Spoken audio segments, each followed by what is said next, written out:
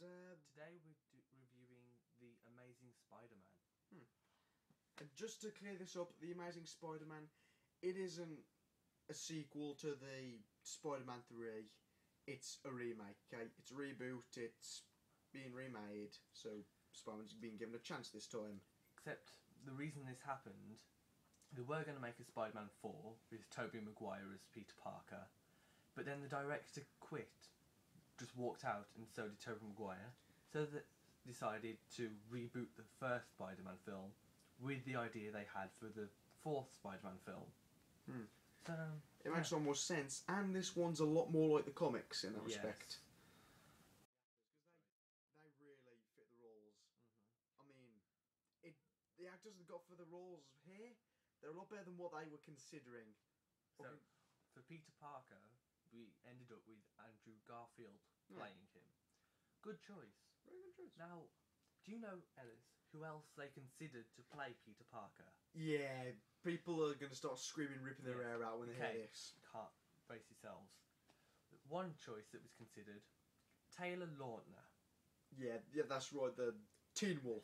Not being racist, but Spider-Man has never ever been anything but white. I'm not being racist, he just hasn't. No, that's not the problem, it's just he's too flamboyant and I don't want to wear shirts. Shirts are my kryptonite. And the next person you'll hate, Robert Pattinson. Yeah, they were going to get an emotionless sick as shit like that to play Spider-Man. That makes no sense. What we've thought is that now that Twilight's over and done with, they've got nothing to do. So they were going to do and this. Be honest, Robert Pattinson has already done this one thing. You know, in that really shit scene Twilight was like, hang on, Spider-Man here, and he's climbing up the fucking tree. That was a rip-off of Spider-Man, and he thinks he can be Spider-Man by doing that crap? No. That's not going to slide with me. That is not going to slide with me. And, no, you'll hate this one, Ellis. Next one, Zac Efron. Oh, what, is he going to start singing and dancing? Did they see that part in Spider-Man 3 where he starts tap dancing like... and think Zac Efron is going to be good at Spider-Man? No! Why? What makes you think a shirtless pedophile, an emotionless sack of crap, and a High School Musical kid is going to be a Spider-Man? I know we're probably not would be good at Spider-Man, but they're not good at Spider-Man. Now, I don't know what you'd say about this one, but Daniel Radcliffe was also considered. Not as bad as the other three, but... I just don't understand why they get Daniel Radcliffe for that. I know since Harry Potter's been out, he's been looking for other jobs like The Woman in Black and stuff like that, but I really don't see Daniel Radcliffe as Spider-Man, and I've never heard an American accent from him, and hopefully I never will. Okay, now the next two, we weren't that fussed about. The next two choices make sense. Now, one was Michael Cera. Michael Cera, him from Scott Pilgrim. I could understand. Yeah, he was alright. He's already been a superhero. I could understand why they get him to play Spider-Man. I mean, he's wimpy. He kind of looks like a teenager, even though he isn't. But I can understand why that choice. And Aaron Johnson. That's right. They get Kick-Ass. That is the one. He's already been in a skin-tight suit, so he would have been fine. Yeah, that would have been all right. Yes. So those last two, not so first. Yeah. But out of the choice they had, Andrew Garfield was the best one they could have chose. And plus he's British. He's British, that's right. Come on, reason British. for us Britons to be proud. Spider-Man is one of us. Fuck yeah. Okay. Now Gwen Stacy. Yeah, Gwen Stacy. She was played by Emma Stone. Yes. Really, she fit the role. She fit the role. Yes, she did. Especially over the people I'm about to say were considered. Lindsay Lohan. Congratulations, drugged out whore. Could have been Gwen Stacy. Why her? She may look the part, but she sure doesn't act the part. She can't act. She's drunk half the time. She's on her ass on meth. Could you imagine what it would have been like with Lindsay Lohan as Gwen Stacy and Taylor Lautner or Robert Pattinson as Peter Parker? Right, that'd be the worst decision ever. Spider-Man's emotionless or doesn't wear a shirt, while the love interest is a slut. Congratulations, movie. You really made me manage to rape it again. Rather than Lindsay Lohan, what would you think of Hilary Duff being Gwen Stacy? I don't know. I haven't seen her do anything for years. Same here. Last thing I What was remember last was thing you Lizzie McGuire. I don't No. remember anything after that. I don't remember anything. The third choice, I could flow with it. Mary Elizabeth Winstead. The chick from The Thing. Or Scott Pilgrim vs. the World. Yeah. But recently, I think she didn't do this because she was too busy doing Abraham Lincoln Vampire Hunter. We've done that review as well, We've done so a review. stay tuned for that one as well. It hasn't been uploaded yet, so you need to wait a little bit. It's already been done, but wait for it to upload. We know it's been a bit of a long time, but the vids are flowing in. Yes. Do you think how weird it would be if you had Mary Elizabeth Winstead as the love interest and Michael Cera? It would be like Scott Pilgrim, only Spider-Man. Does that seem weird to anyone? Scott Pilgrim, I mean Spider-Man. I don't understand that. It could have worked, but I'm Could've glad they worked. chose Emma Stone and Andrew Garfield. Yeah, the chemistry Played it between well. the two characters worked brilliantly. Yes. Yeah. Really. What I really liked about the film is that it was a lot more realistic. Yes, you could relate to the characters quite a bit more. I mean, Andrew Garfield, he acted more like a teenager would in real life. You know, in the Sam Raimi movies, he goes from, oh, I'm a nerd, oh, now I'm not. In this, it doesn't happen like that. He's still a nerd, he's still kind of He's not unpopular. really a nerd, he's more of a geek than a nerd. Yeah. There is a difference. There is a bit of a difference there. Yeah. And also, in this one, you know how it goes from Spider-Man is, oh, he's fighting crime, and then suddenly Uncle Ben dies. He's like, oh, now I must fight for honour and justice, because Uncle Ben would want that. Yeah. In this, it doesn't quite go like that. It's like, Spider-Man is still his own guy. Yes. He still does what he's supposed to do. There's even one scene where, like, he humiliates a bully after beating the living crap out of him.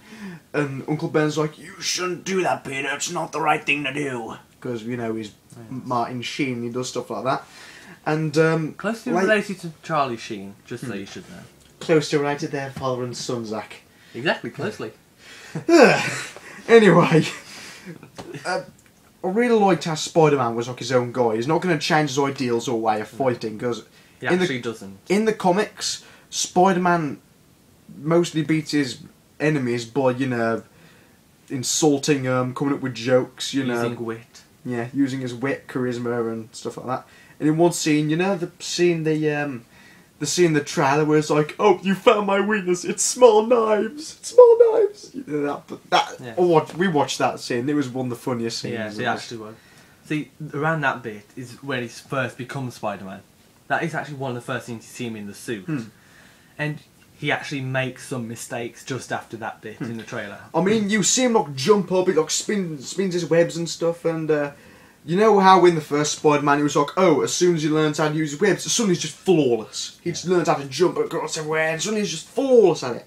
In this, he's like, you know, tumbling around places, he's not quite used to it yet. Because, mind you, would you get used to spinning around on webs, jumping around the place? Minor spoiler, when he's swinging through the city, he actually hits a bus. Yeah.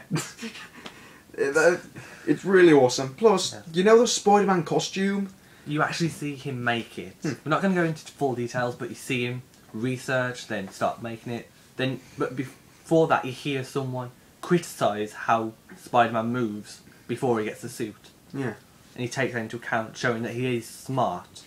It doesn't come up with things like that, like Sam Raimi's Spider-Man. You know, where it's just like, oh, Sam Raimi does a Spider-Man. It's like, yeah, I'm a Spider-Man. First, I'm wearing a really crappy red bandana and a hoodie. Now, suddenly, poof, I'm in a suit that looks like it's been made by Tony Stark. I know I've had enough time to put webs on it. How talented am I?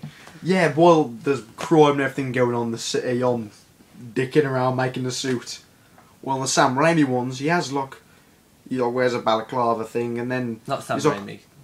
no, on the reboot one, he's like researching on the net, trying to find someone to make a good suit, and you actually see him make it, and it looks awesome. And there's no webs on it showing that he made it and didn't spend too much time dilly-dallying. Yeah, spending more time wasting time making the damn suit instead of going out fighting crime. This suit is more practical than Sam Raimi's Spider-Man suit, because you see the shoes are actually steel-capped. So when he's sliding along the floor, you can see that his shoes won't get ripped to shreds. Which is puzzle in Spider-Man. Which makes sense. Once the first Spider-Man film by Sam Raimi, it's just, oh, he's wearing his suit, and even though, you know, the one scene in Spider-Man 2 where he's on the train, he's stopping the tracks with his feet, how come his foot things don't stop ripping to shreds. Why doesn't that happen? No. I mean, in this one, you see the little things on his eyes that made of fiberglass. He or actually something. takes sunglasses apart and uses them as visors. Which makes sense because you'd be able to see through them, and people won't be able to see in. While the Sam Raimi ones, it's just fabric. It's reflected.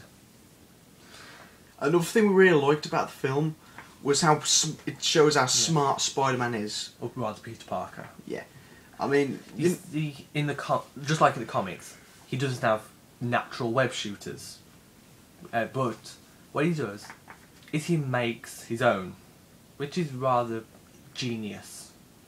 Because you see him make them from watches. that shows how much of a brainiac he is. I expected a scene where, you know, like, what's his name from my match going to say, "You made those web shooters with a box of scraps!" It just shows how smart he is. He's like Tony Stark level. You mean like Jebediah? Yeah. Guy? Yeah. I mean, I was... Seriously, when he's making the web shooters, like... You see him make some mistakes. I'm not going to say what. It's in See the... it to find out. It was in the trailer. You know, he's making it, it's like... Phew! It's like...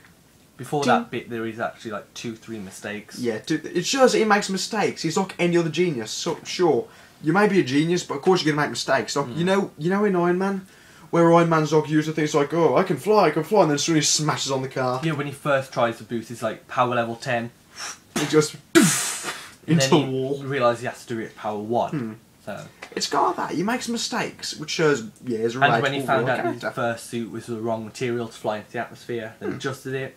Kind of like that. It's got that. It shows that Spider-Man is a real guy. He's going to make mistakes. He's not going to get everything flawless like that. Plus, with the whole web shooter thing, I can see how his powers and stuff will work. Because the web shooters on the outside, which means phew. Plus, the things his gloves are made of, I could see how it makes his hands stick to the wall. Can't remember what material he said, because he said in the film. I think it's not latex. Yeah, it's like the ski suit material. That's it's skin tight, so I can understand that. And it's got little holes in, so the skin can breathe. And we don't know in the film. You don't find out. Yeah. If he might have hairs like in the Sam Raimi Spider-Man. If he does, they would go through the holes in the material. That makes sense. It's kind of foolproof. Whereas in Sam Raimi Spider-Man, the hairs goes through anything, including thick hockey gloves. Work gloves! How does it work? It's like that thick material. How did the hairs get through? That was the one thing I hated about that movie. It didn't show how that worked. The one. The one of the many things I hated about that movie. Okay. In this one, it also shows that, you know, the stuff the webbing's made of. It's made by the same spiders that bit him, which means it's kind of relatable. In a way, he makes his own web, not directly, but in a sense. It makes sense. Plus, it makes him out to be more spider-like. Like, you know, in the Sam Raimi movies where, you know, he's like, oh, really, really skinny, suddenly he's just huge and muscly. It's not like that. In this one, he stays his normal the same size. Physique throughout. Same He's physique. he becomes stronger than he looks. Like in the comics, like with real spiders, because spiders, they cannot lift up to... I'm not sure, it's something like I don't know, 20 odd. 20, 100 times their own weight or something. I don't know. We're not spiders. We'll research that scientists after we do this and put it in just below. We'll put it there. Okay, well, I'm pointing at where it will be. Move your hand now. And speaking of more spider-like, I actually did some research before watching the film. Andrew Garfield actually, what's it called? Studied how spiders move and then incorporated that into his acting. So he moved, when he crawled across webs, he actually moved more like a spider than a human would. Plus, you know they'll see in the trailer where he's lowering himself down into the sewer and then he starts making a little web? That is awesome. It's like what spiders do. And he's like, oh, I'm going to lie back on my web and wait for it to go. And that is awesome. Yes. Yeah. A lot more spider-like. A big improvement to the original, I must say. Now on to the bad bits about the film. Yes. I'm going to start off with how they portrayed the characters. As we've said, it was quite close to the comics with the web shoot.